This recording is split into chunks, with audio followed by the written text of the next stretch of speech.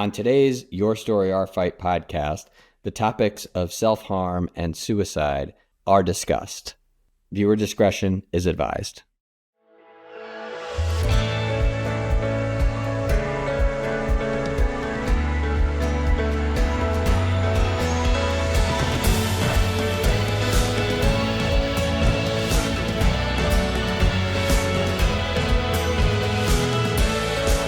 Lupus LA would like to thank our generous sponsors for their support of the Your Story, Our Fight podcast. Gemini Beauty believes in beauty for a cause, and in their case, the cause is lupus. The team at Gemini is changing the skincare game for good. Hello, and thanks for joining another episode of the Lupus LA podcast, Your Story, Our Fight. I'm your host, Adam Selkowitz, and at the top of the show, it is my job to thank our sponsors, especially Gemini Beauty, who's been there since day one, and we love them, and all our sponsors for allowing us to tell these important lupus stories. So today we are talking to Kim Peacock. Kim is a dynamic, successful, powerful woman that you are going to find is sharing her story for the first time with us.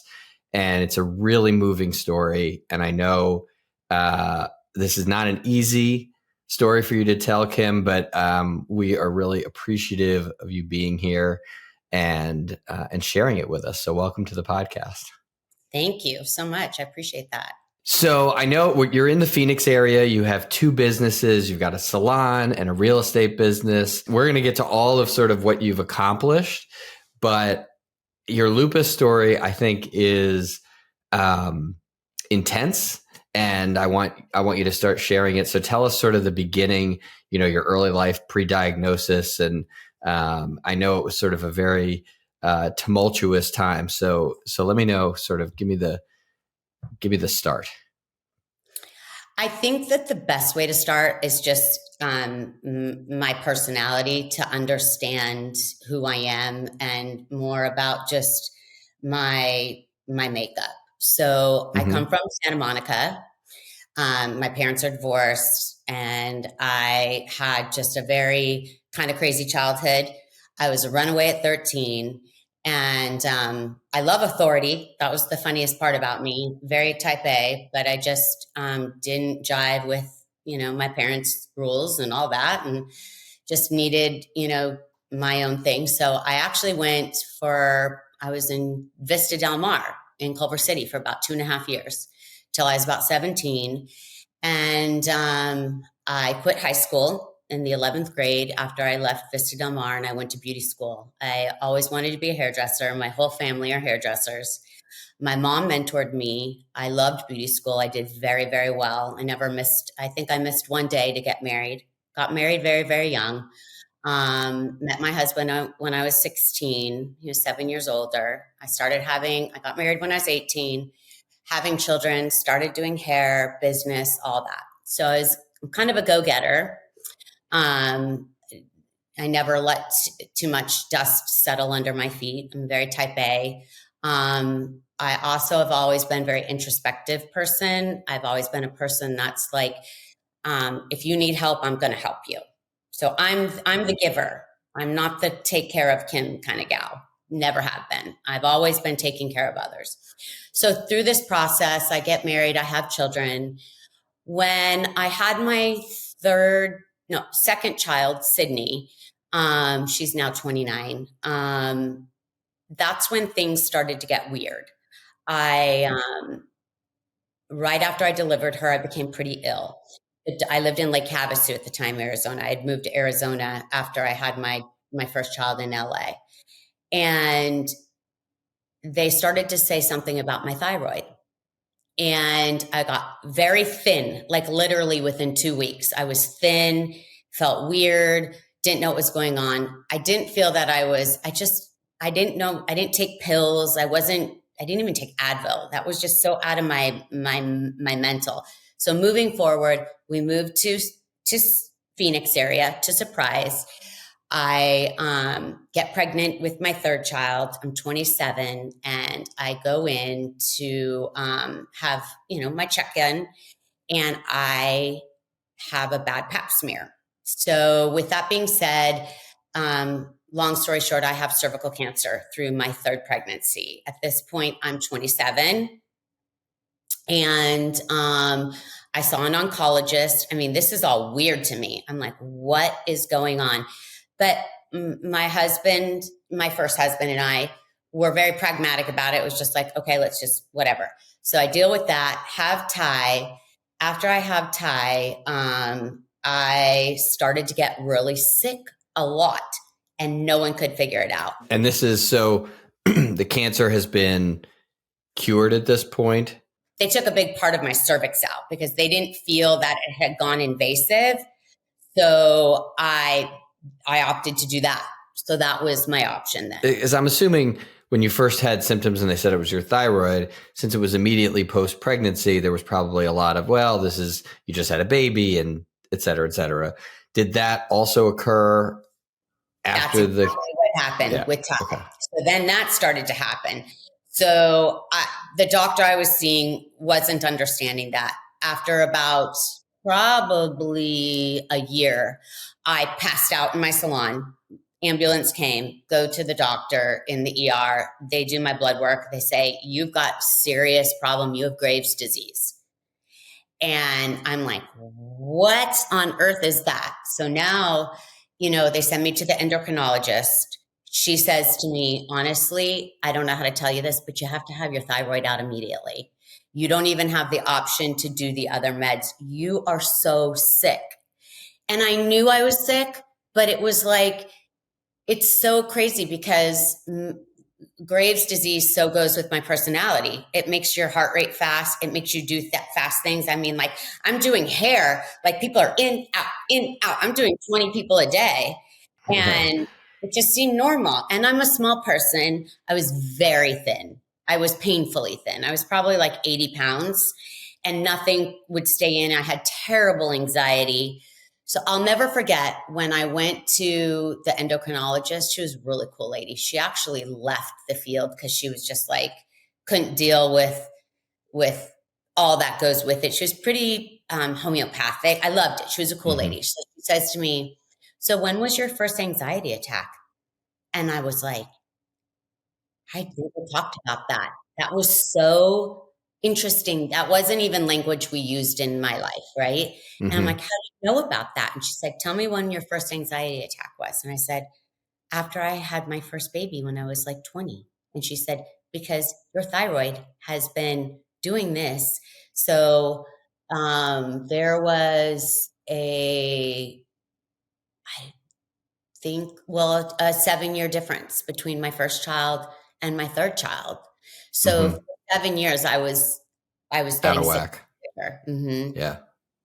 And so they removed the thyroid. They did. We did radioactive iodine treatment. And to me, that was like crazy because she told me I was going to have to take a pill for the rest of my life. And I said, but wait, I can't do that. And she said, well, you don't have a choice. And that was really the first time I had to conform to this whole pill taking thing. And I could have cared how they did it. They could have ripped it out by their hands. I was more focused on a pill forever. Right. So that was weird. I'm sure you remember the first time you had to take a pill and you were like, wait, is this what's going to keep this pill is going to keep me alive? That's weird. Yeah. I mean, I think for me, I was 16 when I was diagnosed and I've now subsequently had thyroid cancer and I'm on the same Synthroid pill that you're on. So that's forever. But the original medicine I was taking, I didn't really know. Like nobody said, okay, you're now take this first pill. You're going to be taking pills for the rest of your life. I mean, that's how it's turned out to be for sure. But I don't think I had that realization because I do think Synthroid's that pill that you're taking a thyroid away. You got to replace it with something.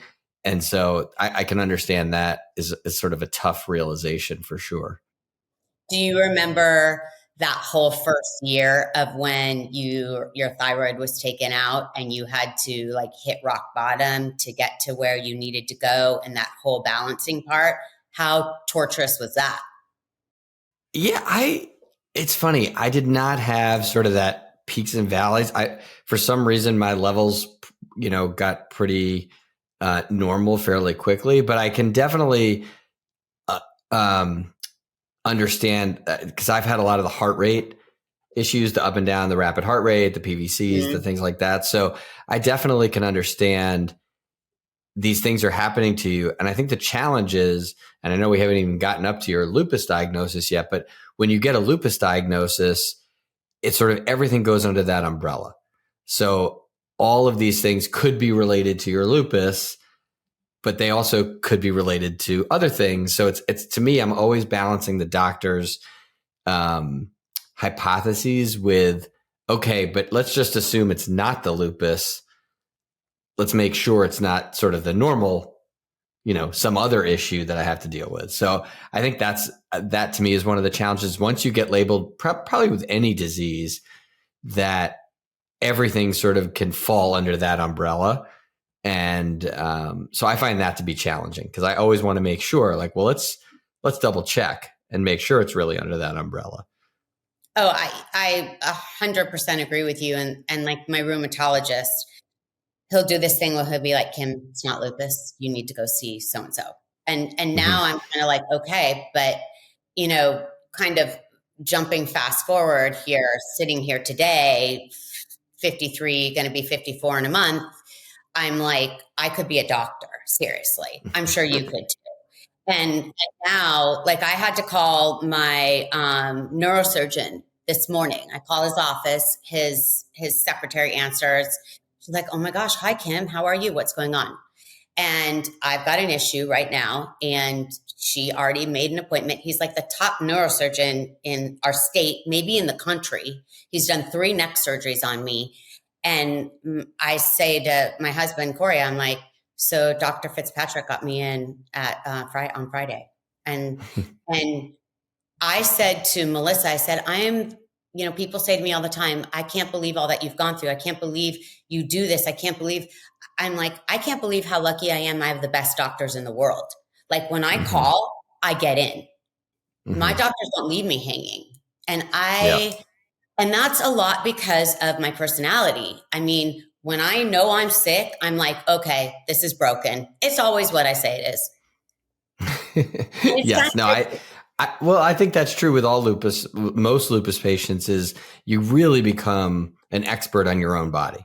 And I think encouraging rheumatologists to understand that, and I think most of them do, that when their patients say this hurts or this is sick, you really do have to look into it, because I think we also have a pretty high tolerance and a high threshold for normal aches and pains.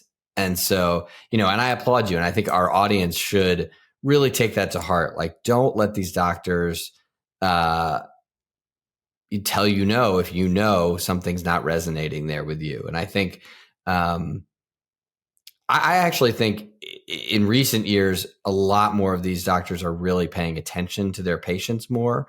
And there seems to be a lot less, oh, don't worry, it's just this or just that. And people are really exploring more. But I definitely think you're sitting here today, looking the way you do and feeling the way you do because you're your own advocate. And that to me is so important.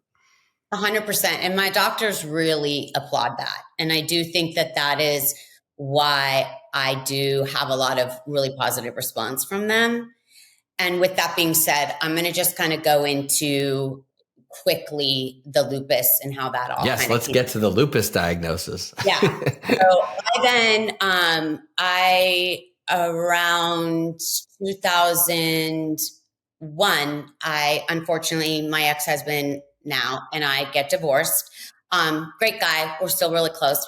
We're family. I've known him since I'm 16. He actually got me my driver's license. So anyway, good friends. We raised our kids together. And so I stayed in our home. This is our family home. Been here 23 years. And I have my 3 children and, really working hard and feeling pretty okay. And I end up meeting Corey, my husband now, about 3.5 years later, and we get married. And I somehow get pregnant. I don't know, how that happens. And I was older. I was 37 years old. I'm like, oh my God, what the heck am I doing? And that pregnancy was pretty okay. I had a lot of preterm labor. And now, like, it's so funny about our disease. When things happen, we can look back and we're like, oh my gosh. So long story short, I kept trying to have her very, very early. And my doctors were really worried, but she wasn't coming out. And so they would put me in the hospital, and I would be, at one point, they gave me like a sedative. I slept, and Corey and this nurse sat at the end of the bed and were like, she's going to have this baby. These are the worst contractions. So I had contractions for like 3 months daily. Wow. Long story short, I go to have her. My doctor has to induce me somehow. I'm already in labor, but she's inducing me because this baby's not coming out. Well, the cervix that had the cancer had such a scar that it was keeping her in. Wow. And looking back, my lupus was starting to be active. At that point, I was rashing and didn't know it. And I have antiphospholipid positive. So I was probably trying to have a miscarriage.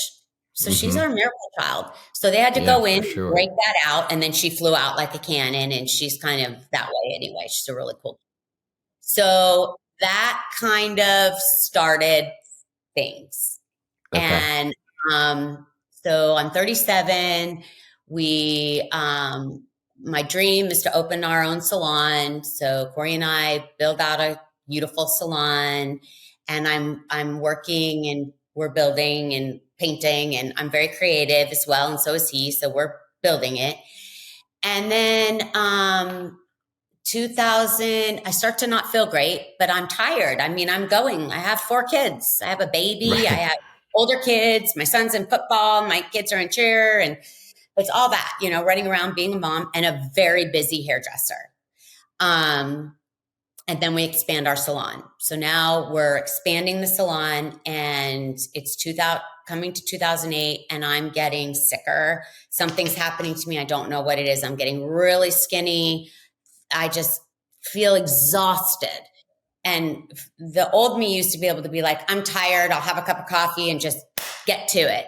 Well, this was where I was starting to be like, I got to sit down. And that was weird. People like, you're sitting down? Wait, what? So one day I'm changing the baby, and Corey comes to give me a hug, and he's like, your lymph nodes in your neck are really swollen. So long story short, go to the doctor. My doctor, who was my amazing internal medicine doctor, she walked through everything with me. I had her for years and years. She did retire. That was like a terrible day. And I had her cell phone number. We did yoga together. She's just a cool lady. She sent me to oncologist. I went to Mayo. They took my lymph nodes out. Turns out I did not have cancer. That's what they thought I had.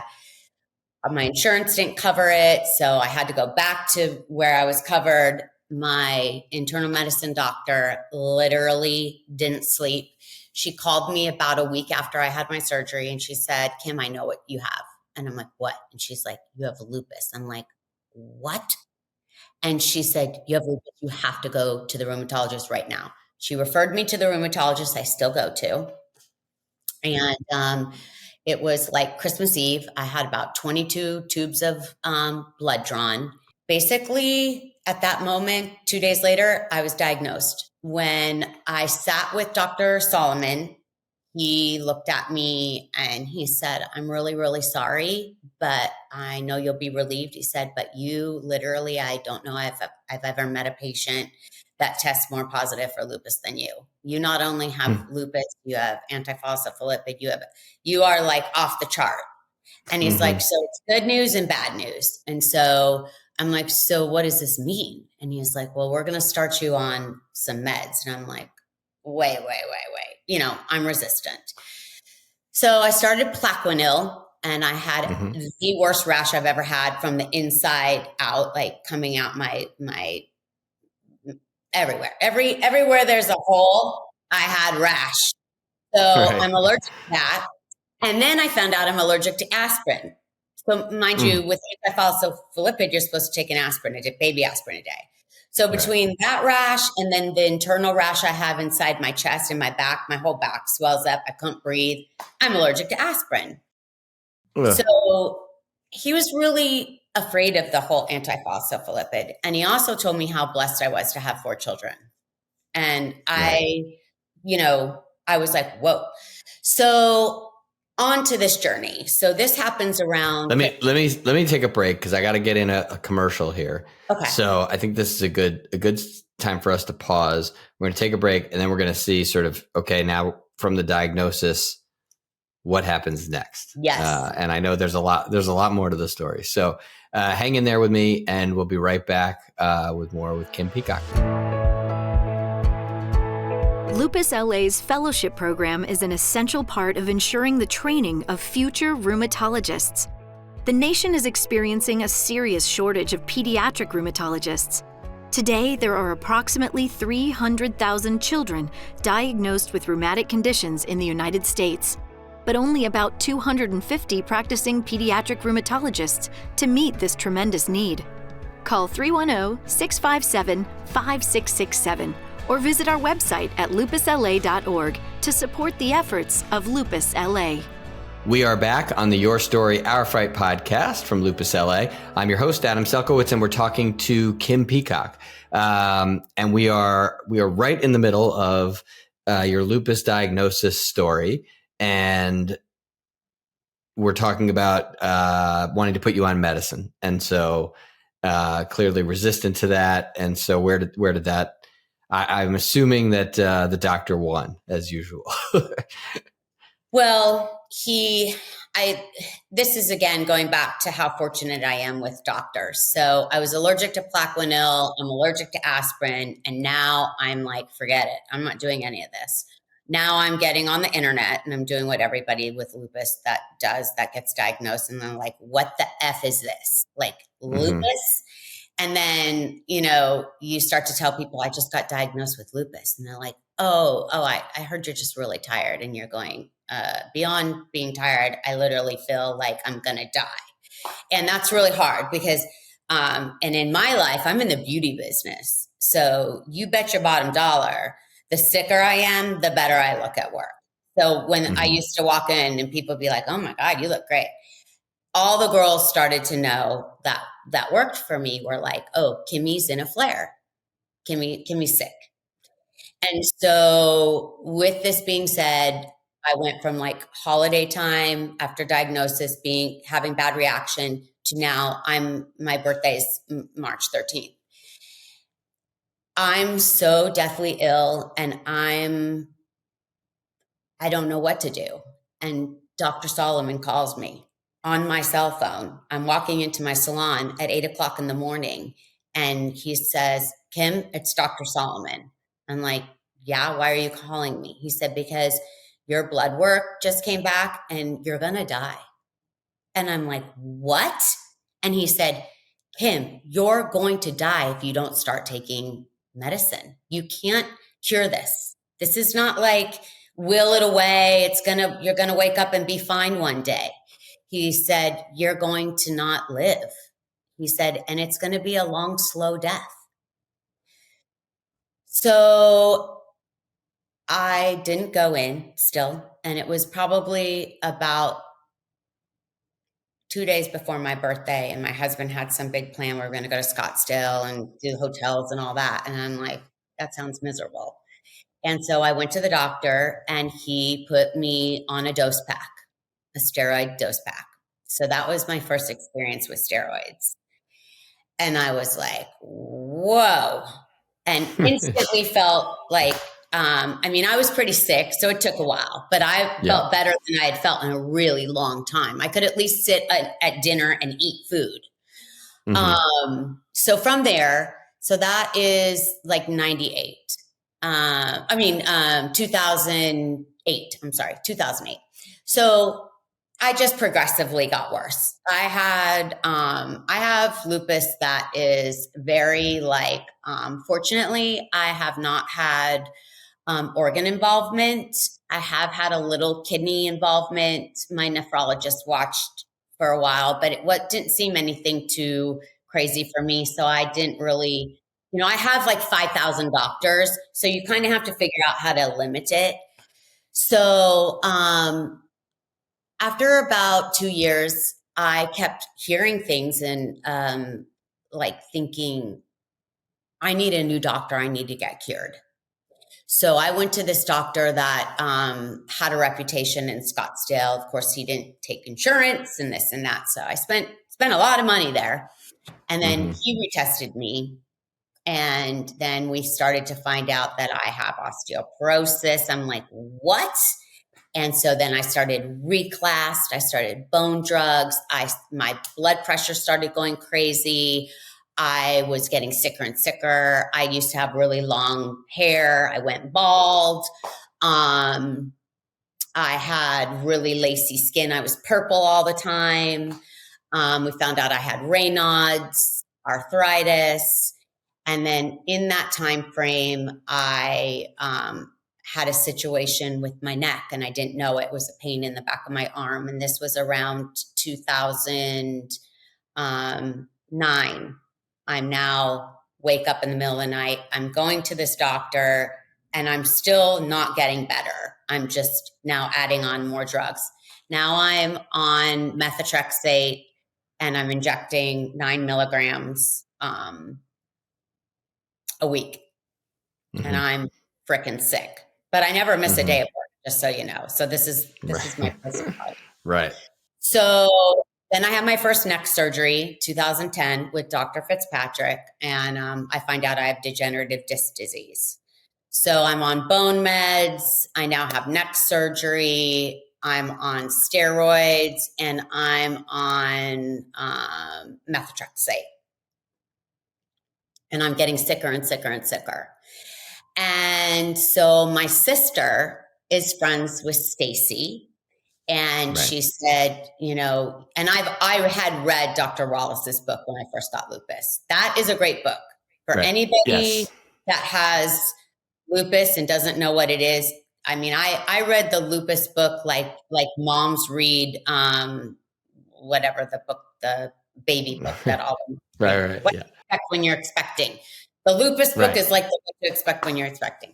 So anyway, I will tell. I want to say Stacy Uberstein is the co-chair of Lupus LA. So just so our audience knows who we're talking about, and she introduced us to you, which we're really appreciative of.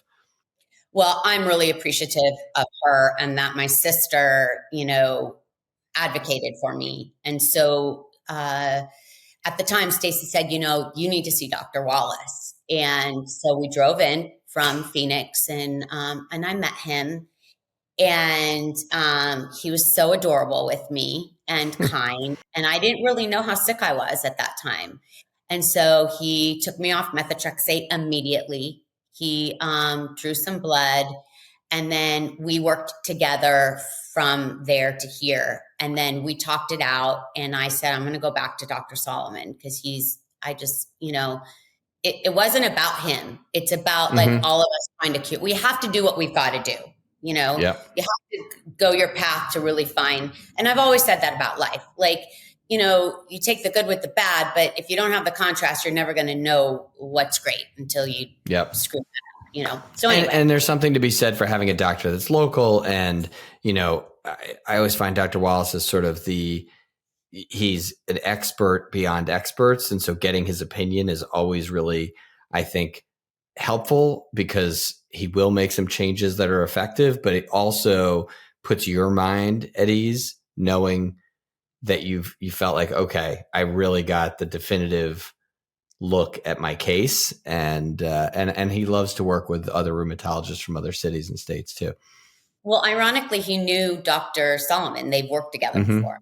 I think they did like research article, and Dr. Solomon's amazing. He's like family to me. So I come back in his office, and of course I apologize. And he's like, Kim, don't apologize. I'm like, I was trying to cure myself. And, and so then we started back, and at that point, then I've been on every drug, Imuran and Cellcept and all that crap. And I'm allergic to all of them. They make me deathly ill. I have a very sensitive system. Like, I know that, and my internal medicine doctor was really aware of that. So it was really Mm-hmm. great to work with her. Like my thyroid, I take one dose one day and one dose another day because I can't take the lower dose too much. It's not enough. And I can't take the high dose too much. So it's that Mm-hmm. balance. Right. Um, So and tell so me, let me try to skip ahead a little bit. Your story, I think like a lot of lupus patients has, lots of peaks and valleys. And I think what our audience would really want to understand is what kind of toll that's taken on you and your family, and um, and how you've coped with that. So I think that's the most important part. And, I had shared with you when we literally met for 5 minutes just to talk and see face to face. Yep. But, like all of us have a story. And so Yep. it's kind of crazy because a lot of my clients that I've done their hair for years and years and years, and I just retired this year because of these hands. I have rheumatoid as well. They would say to me, "You got to write a book." I'm like, "About what? About how sick I am? Like, who gives a shit?" I mean, like, it's like how many surgeries and tumors and Right. what Well, and I is. think that's one of the reasons I wanted to tell your story the way we told it. Normally I don't necessarily go through kind of the ups and downs of this doctor, that medicine, this doctor, but I think your story is so it's going to resonate so much with so many people who share that. And sometimes I do like to see kind of how these diagnoses and outside illnesses like the cervical cancer, et cetera, everything's sort of intertwined. And what it does is it creates this person, not a sick person or a healthy person or whatever, but a combatant basically. And, I think you really personify that.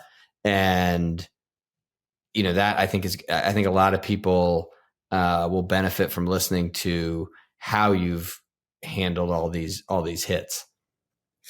And thank you. I appreciate that. That is true. I do feel like there's something really important to kind of to add on to that part before moving forward. In 2013, so I had my neck surgery in 2010. In 2013, this is a pivotal year in my lupus life. I didn't feel well. I felt really bad right here. Something hurt me terribly. And my neurosurgeon said, "I think your discs in your thoracic might be not okay." And I'm like, "Okay." So MRI, once again, 90th MRI of my life. Go in and we go into his office like we normally do afterwards. And he's like, "Kim, it's not your discs." And I'm like, "Okay, so what is it?" And he's like, "You have a very large mass in your chest."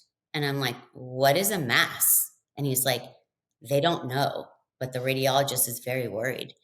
You have to see a thoracic surgeon." I literally, can I cuss? Yeah, No, go ahead.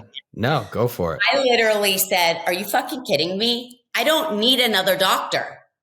And my husband's like, "You have to go. You have a mass in your chest." Literally, I was mind blown. I'm like, "I can't deal with this. This is stupid." So I did go. Corey marched me. It was across the plaza in Scottsdale. And I'm now in the office of the head of one of the largest hospitals in Scottsdale. He is the chief and he's the Right. head thoracic surgeon, and his wife has lupus. And Interesting. when I went to him and I saw him, he said to me, "I don't know what's in there." And I said, "So what do you mean?" And he's like, "I don't know if you have cancer. I don't," but he said, this is bad." And I'm like, "Okay." So he said, "You're going to get a CAT scan and then I'm going to call you and we're going to meet back here in a week. I'm not going to call you in between." So long story short, we go back, find out I had already researched it. I know what I had. And this part is very important to my story.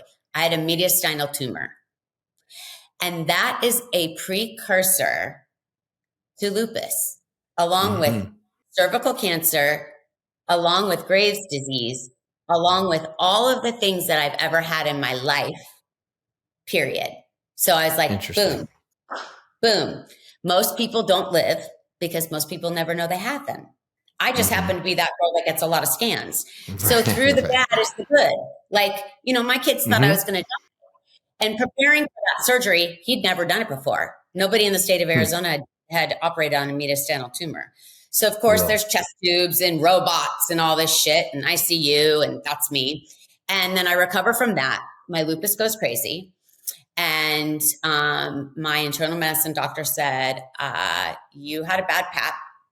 And I'm like, I don't know what you want me to do about it. She said, well, I know you're having a rough time. You've been sicker than a dog and you need to get that checked. Long story short, cervical cancer came back and I had a hysterectomy a few months later.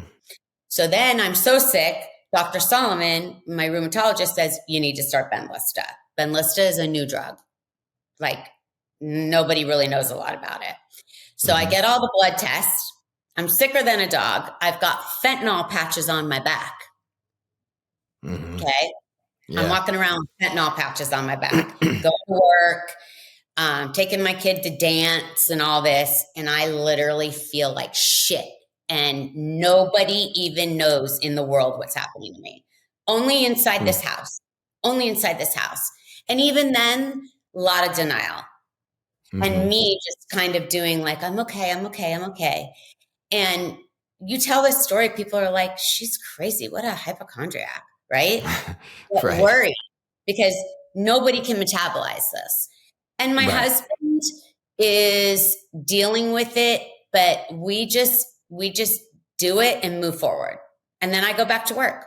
I recover, go back to work. I have a surgery, I go back to work. That's it. So I test positive for tuberculosis. So now I'm sicker than a dog, in and out of hospitals. And I have high school graduations from my daughter. I'm in a hospital bed. I've got my assistant setting my house up. I'm ordering food, throwing parties from hospital beds, checking myself out. So this is like real. No one, when people watch this, they're going to be like, are you kidding me? This is what was happening. And this is like a fraction. What you're hearing is a fraction. This is all like condensed. So I now have to take the drugs for TB. I don't know if have you ever had to take those? I have not had, no. They are the worst thing you're ever going to take in your life. You have to take them for 9 months and they make you want to puke all day long. They're brutal. And a lot of doctors have to take them because they get exposed to TB. So I'm so weak that I'm just anything coming at me. So anybody that had like something, I'm getting it. So I start Benlysta. I just want to die. I'm sicker than a dog. By this time, it's now summer. Let's just say it's around summertime, 2013. And I want to get off all my meds. Now I'm on fentanyl patches. I'm on so many drugs. And I'm like, what is happening? I've lost control. I'm still working. I'm the boss. I'm still running things. People are still depending on me and I'm sick. So I ended up in a really bad situation where my sister tried to help us get into like a facility here that they thought they could help me. We thought we were going into a place like that could manage my meds and help take me off these meds, these pain meds, because that surgery for the tumor, I got shingles. It nicked one of my nerves. I had like 45 shots in my, now I've got ribs and all this stuff. Right. So through this time, I'm now mental. I'm like starting to be like trying to metabolize all this. So I said, I got to get off all this stuff. So I end up in a place that I shouldn't have been. And it was like a behavioral center, but we didn't know that because my husband and I are so desperate. And my sister thought she was being helpful. She's in LA, and I was there for about 2 days. And this nurse that was there, knew my doctor, and she was like, why are you here? The psychologist is like, why are you here? I'm like, I don't know. I thought we were going to work on getting me off these meds. And they're like, wrong place. I get dismissed. But that was my first taste of like, whoa, there's some really, things can really go haywire with all this. Mm-hmm. So with this being said, fast forward, more and more and more and more things happen to me. In between this time, I'm now I'm going to yoga teacher training. I'm starting to implement yoga, and I started with Bikram, and I'm starting to go a whole other path now. And I'm going to beat this thing. And I'm on prednisone. I'm like on 15 milligrams a day, 15 to 10. And then always trying to get down to 5. Kind of 5 is like my magic number. Right. And I take gabapentin and all that stuff, right? So I now am like, it's 2015 and I have to have a hip surgery. My hip goes out. My labrum is torn, and I get in there and the hip surgeon says, you're going to need hip replacement. I'm like, what? I'm like young. I can't have, he said, your hip is necrotic. You have a 99-year-old hip. So there we start with, I'm starting to realize like I've got problems. But he's like, you're covered in arthritis. My neck surgeon said I'm covered in arthritis. I've had 2 neck surgeries. Now I'm first hip surgery. So then I end up with 2 hip replacements, 2019. And then my son passed away right as I had my second hip replacement in December 2019. And he died from a fentanyl overdose. He was 22. And my world just kind of fell apart. And at that point, I was really doing okay. I jammed through hip replacement. I was doing yoga and golfing. I was just doing all that. And then when my son died, it really set me back. And then COVID happened. And then we shut our salon down. And then life just got crazy. And I started to feel sick again. Like my lupus was kind of out of control. And then in 2021, I woke up one day and I had a pain in my head and I had a pain in my jaw. And I couldn't figure out which one hurt worse. The pain in my head, I knew was my neck. So of course I called my neck surgeon. I'm now on my 3rd neck surgery. But I've got something going on in here because I had a bunch of procedures looking down in my chest. And I have like overgrowing bone inside my mouth, tori. So I have a weak immune system. Something ripped my skin, and now I have infected tori. I go to my dentist, and he's like, "Oh, Kim, you got a big problem." And I'm like, "I can't have a big problem. I'm having a neck surgery." So all this pressure. So I go in, I get on antibiotics. I have my neck surgery. Everything's okay. 3 days after my neck surgery, I start to feel this. Now, this is where things get really, really interesting because I've never felt anything in my face. I have these crooked fingers, but you can kind of hide them, So now all of a sudden, something's happening in my face and I don't know what. And I have like an emergency surgery from an oral surgeon. He takes out my tori, he sews me up, sews everything up, and now my tooth is loose. And I'm now on Prolia, and I'm on steroids. And I start researching, and I know I have MRONJ. I know I do. Medication related. Explain what that. Okay. It's medication related osteonecrosis of the jaw. It is a contraindication of bone meds, namely Prolia and steroids. And it's like, back then it was like 1 in a million. So I called Dr. Solomon and I'm like, I've got MRONJ. And he goes, no, you don't. There's no way. He's like, I've been doing this 30 years. He's like, Kim, I've been doing this 30 years and I've never seen it. You don't have it. I'm like, okay. So I know something's wrong here. I have another emergency surgery. He has to pull my tooth out. And he says, something's wrong. You've got problems. You need to see an infectious disease doctor. So I'm going to give you a time frame. So this is now 2000, going into 2022.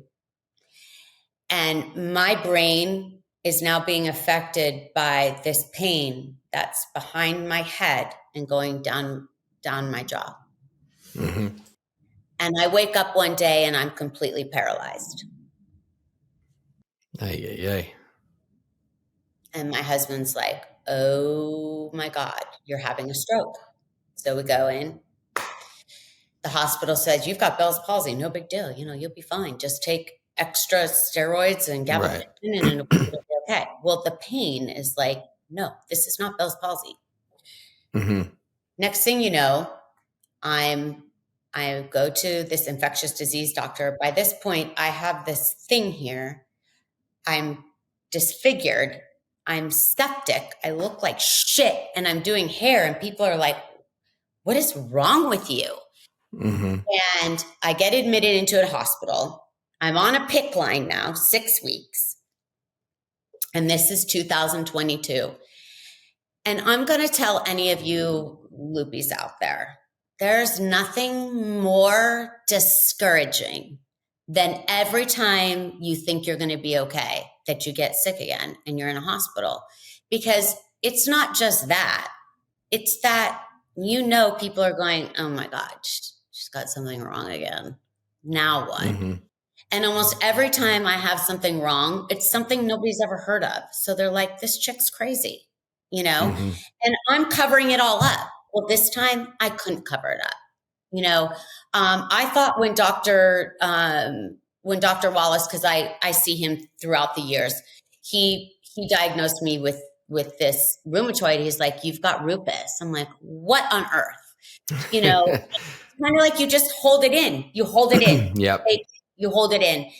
And my household, my 16-year-old daughter's really sensitive to this. She's kind of been raised with a sick mom. And so she'll always be like, Mama, I'm so sorry you have to go through that. And my husband, he's great too. We're pragmatic about it because mm-hmm. we're the boss. So I'm always, this thing took me down to a place I don't think I've ever been. So my face is a mess. I look crazy and I'm on the PICC line and every night I'm putting the strongest medicines. I'm basically shitting my pants everywhere I go. I look terrible. And I just started to realize like, what on earth? Now it's affecting my face. Now I can't hide behind this yoga body. I can't hide behind, oh my God, she looks so good. Oh, you have the best skin. Yes, I do take care of myself. Yes, I've always, through all this, I've done all the things. But the bottom line is, at this point, I'm just like, whoa. But I don't know whoa. Mm-hmm. So time, I get off the PICC line. I and by the way, in the middle of having my first hip replacement, I'm going to real estate school with my husband. Well, I will say that you don't stop. Nothing has stopped you in terms of the non-lupus life. You have kept your life going. You have done all of these things with all of these kids and people, and I applaud you for that. I think that's something that a lot of lupus patients do, but you're at a level 10 all the time, and I think it's tough to do. And I think when it does come crashing down, that's the challenge. What do you do when you can't juggle all the balls? What do you do when, that front you've been putting up just can't take it anymore? And so, well, and I guess I should say I've been seeing a psychiatrist all these years too, and Mm-hmm. a therapist. So, I mean, Mm-hmm. anybody that's going through this that doesn't have like mental care, get on the phone and get some. So to your point, yeah. And they're always like, Kim, can can you slow down? Everybody always wants me to slow down. Mm-hmm. And I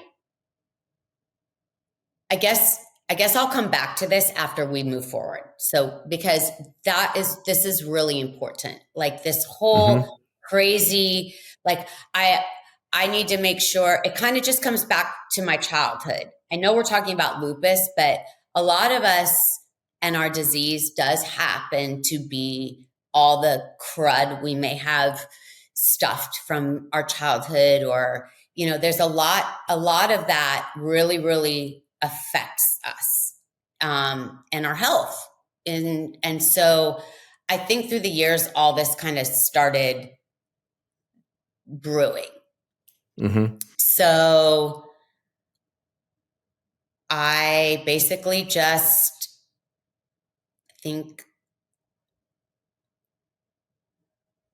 around 2023 January, I think that it was when, after my son died, Lisa Marie Presley's son had passed away shortly after my son in 2020. And I was devastated for her. I don't know her. I was just devastated for her. And he was around the same age, and it was crazy. And in January of 2023, I got a phone call. I was sitting in a restaurant, and my sister called me, and she said, Lisa Marie Presley died. And I got this really weird feeling. And I'm like, she died of heartbreak. So as this is taking such a big mental toll, and you're getting your help, and you're doing, but so what is that sort of rock bottom moment for you? Well, it's ironic how all this even happened, because I'm such a big mental health, just communicator. I've always, with my son being an addict and us, what we do, I talk with addicts all the time, and mental health. And so it's common for me to speak about this and recognize, like in my clients, that they're depressed, and they'll be like, yeah, I'm not feeling well. And I'll say, I think you need to see your doctor and have them up your antidepressants.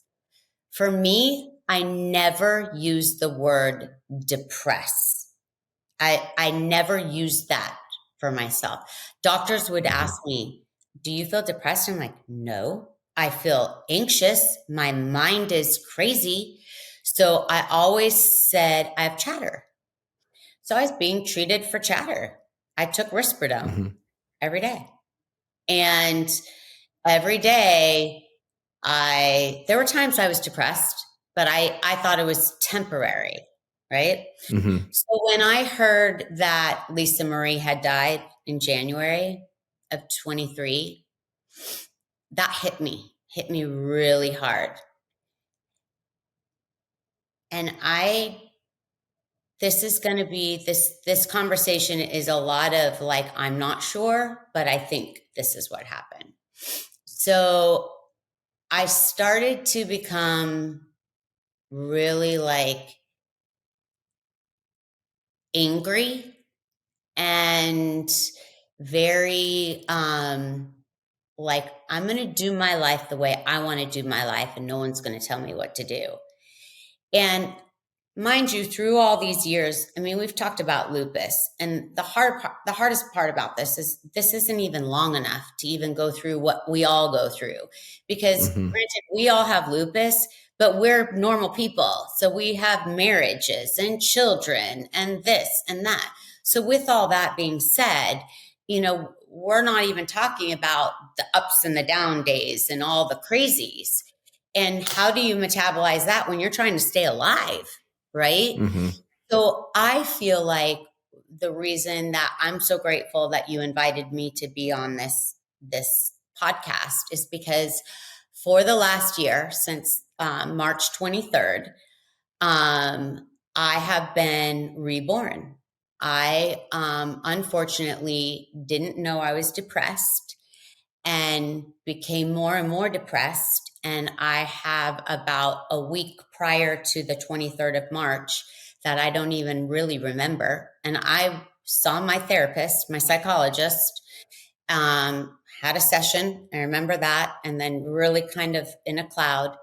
And on Thursday, March 23rd, I was here with my little dog. I was supposed to be showing homes with my husband, and he was far away in Wickenburg. And I don't remember the morning. And apparently I cleaned my whole house, rearranged my closet, and I was on the phone with people. I must have been really trying to reach out. And I don't know what happened to me. And I took basically 58 lethal pills. And my 16-year-old had an intuition that something was not right with me all day. She kept writing her dad and saying, something's wrong with mom. I'm getting a bad feeling about mama. And he's like, she's fine. She doesn't feel well. She's, when I get sick, I get really angry. And I'm like, I don't need anybody. And that's kind of how I get healed. That's how I heal. I'm like that cat. Like, I don't like to be rubbed. I don't like people to give me a lot of attention. That's not who I am. Right. So I'm dealing with this whole thing in my face because I have necrosis of the jaw at this point. And I'm paralyzed. I have this terrible pain in my head, in my face. 3 nerves in my face have been affected. And my jawbone is dead from here to here. And I'm now lost a tooth. And now I see a maxillofacial surgeon at a hospital about every 2 weeks. And every 2 weeks I go in there and they tell me things like one day it could erupt. And I have exposed bone in my mouth. So in my mouth is a piece of bone hanging out that is not covered by tissue. So they tell me that when this day happens, they have to prepare you. We may go into surgery and we are going to have to take your jaw out and we don't know what you're going to look like. And I'm like, are you fucking kidding me? I may lose my face. I'm like, I'm really not prepared for that. So that was a whole year of that. And I think it just got to me and I got depressed and I tried to kill myself. And I pretty much died in my bedroom and my little doggy sitting next to me. And by the grace of God and my son, and through this, I really want to say something. I am extremely close to God. And I have been since I'm a little child. I love God. And I'm not very religious. I was raised in a Jewish home and a Catholic home. So I had a lot of faith around me, but I just love God. And I've always had a lot of faith. I've never felt sorry for myself, like, oh God, why me? It's not my personality. And I don't feel that. I just have always felt like, shit happens for a reason. Here we go. Well, I think I was just like, God, something's wrong with me. And I remember years ago, someone saying to me, don't ever tell anybody that you're depressed because it'll go on your record and you're screwed. Right. You're going to be a depressed person for the rest of your life. So I was like, okay, I won't say it. But yet I was always telling people, if you need an antidepressant, go get an antidepressant. It's like, so it was funny but I didn't, it wasn't you that didn't I was recognize that it was, right. I didn't recognize it was happening to me. And I could see it in other people and I couldn't see it in myself. So I guess what my point is. So you wake up, so this happens to you and your daughter finds you, your husband? No, or thank God. My husband, I don't know how this happened, but my daughter had said to him, Mom just sent me a heart and I know something bad's happening to her. And he called me and I don't remember answering the phone. And apparently I pressed it, but then I was not there, coherent. So he called 911. He was about 45 minutes away. He gave the code. The police came in. I met the police officer that saved my life. It's adorable. Reminded me of my son, young guy. He came in, he said, your little dog was sitting right next to you and you were pretty much gone. And so I basically was, they were having a very hard time getting me awake and bringing me back. I was Narcaned like 3 times. The fire department came with some new stuff and they did finally revive me. They took me to the hospital and I was in ICU on life support for about, I don't know, like 30 hours. And my husband and my daughters had to make some really terrible decisions because unfortunately I had taken so many pills that they had to let them go through my body, my organs. And they had to make some decisions about what to do. I lived. They didn't know if I was going to be brain dead. And here I am. I don't have any effect from it. I woke up. Amazing.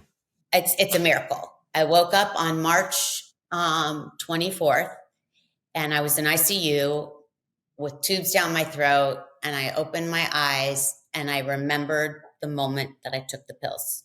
And that's all I remember. And so I said, and I want you to know that almost every doctor that I dealt with, I ended up having to go to a mental hospital. Obviously, the state made me go from the regular hospital. I was there for about 5 days, and to this hospital. They all called this an event, and that's when I learned I had depression. And I have to tell you, I think it's probably one of the most amazing things that's ever happened to me in my life. To be 53 years old and for the first time have the most clarity I've ever had in my whole life. Because I'm on an antidepressant. I'd never been on one before. Right. And it's amazing. Tell me. Yeah. No, your story. You know, unfortunately, I wish we had more time, but I think your story is emblematic of what can happen. You know, I mean, it sounds like if it can happen, it happened to you, you know, and I think what's really critical to your story is really using it as an example for people to really, you know, no matter how you battle your lupus, whether you let it beat you up or you beat it up, it takes a big toll on you. And to me, I think the message I'm getting from your story is you have to take care of your inner self as much as you're taking care of your physical self. You do. And what you said is so true. And like, you know, I can't say that the whole beginning part of this podcast that we talked about, like all the things that I've done, I can't say sitting here now. I mean, I have to say these parts of me because it's what I did. I can't say that that was really very smart. And I can't say that I liked it. And looking back now, I'm extremely the exact opposite of all those things. I mean, I'm still myself, but I have made so many changes. The word no is like, if I don't want to do it, I don't do it. I retired from behind the chair. I had no business. I was a hairdresser 37 years. I had no business being behind that chair anymore. I loved my clients and I loved the salon, but I literally had so much going on in my own self, and I'm constantly giving. It's like, when do you look at yourself? And a lot of us lupus people, we're so busy hiding it because so many people don't understand it. You know, like if you say, I have breast cancer, and not to disparage this is like very serious, but people will get it. They'll be like, oh my God, you've got breast cancer. Okay. But when you say, well, I've got lupus and rheumatoid arthritis, they're like, oh, so you're tired? And it's just so hard. So you're trying to keep this level up of, what to do. So there's a balance, because people like us that have these chronic illnesses, we shouldn't be laying in a bed. I mean, unless you have to lay in a bed. But, I don't lay in a bed. I don't take a lot of naps. I do a lot of yoga. I believe in Ayurveda, which is an incredible way to live your life, learning your dosha. And that will help a lot of people. Anybody that's interested, just Google it, go on to YouTube, read about it. It's incredible. It's recognized by Johns Hopkins and Stanford University. It's an amazing way to live. It's a very big understanding of who you are and just moving forward, Ayurveda. And I have amazing teachers and wonderful people. I have not discussed this with probably anybody. What I just told you and just told your audience, really nobody knows. Only a few people do. But I don't care. I'm not a secret person. But I didn't want to share this to anybody, because I didn't want anybody to think like, take it out of context, or think like, wow, she killed herself and came back to life and now everything's great. It's not like that. It's been a very painful, long journey. My marriage has gone through hell in a basket, but I'm very fortunate. We've just been very patient in our life. My children have been through a lot. My children already lost their brother and so many other things. Their mom's chronically ill. And then there they are, they get this call that they think their mom's going to die. I mean, it's pretty bad. So my kids, we've all pulled together. My life right now is the best life I've ever had in my whole life. I'm the best I've ever had. First of all, I don't really care if you like me or not. I don't care if you're proud of me or not. I don't care if I'm pretty or not pretty, because I've never cared, but I don't care. I don't care your opinion of me. If you think that I care about all these things, I don't care. I just like, okay, whatever. That's how you want to feel. Cool. I'm very transparent. I am myself. I just feel like this is us. We're chronically ill, but we're not sick unless we're sick, and right now I've been going through hell. I was in a hospital all day on Saturday, and I'm probably going to have a back surgery now. And, I just take those things because I'm not going to let anything knock me down. I'm not. Yeah. And well, listen, I like you. I think I'm proud of you. I like you. I think you're inspirational. I thank you so much for sharing this story. I know how personal it is and how tough it is. And I'm sort of honored that you have elected to share it here. And I know it is going to help a lot of people. And that's really important. You can be proud of that for sure. Thank you. I am. Kim, thank you so much for joining the podcast. Thank you so much for having me. And in a closing, if anything I can say, that would be the biggest part of this whole story is, if at all you think that you're blue, just talk to somebody, talk to your doctor, take an antidepressant, try it. I think it's really that's the biggest part. That's the biggest thing about this whole day. Great. Well, I'm so happy that you found your way. It's terrible what you had to go through to get there, but clearly you are the light at the end of this tunnel. Thank you. And so are you. Thank you. On behalf of the entire team at Lupus LA, we thank you for joining the Your Story, Our Fight podcast. Please tune in, spread the word, and come back for more inspiring lupus stories. I'm your host, Adam Selkowitz, wishing you good health, and to always remember, your story is our fight.